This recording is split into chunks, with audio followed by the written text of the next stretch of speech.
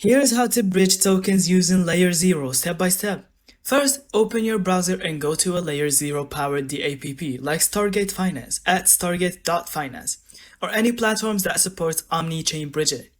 Connect your wallet, for example MetaMask.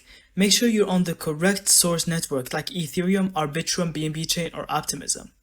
Now choose the token you want to bridge, such as USDT, USDC, or Ethereum.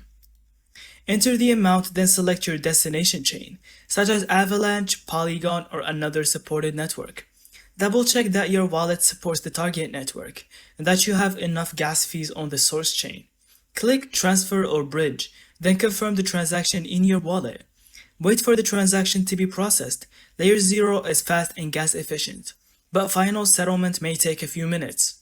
After bridging, switch to your wallet to this destination network, and you'll see your tokens there. And that's how to bridge tokens using LayerZero, fast, secure, and built for seamless cross-chain DeFi. Thank you so much for watching. I hope you found this video helpful. Don't forget to leave us your thoughts in the comments.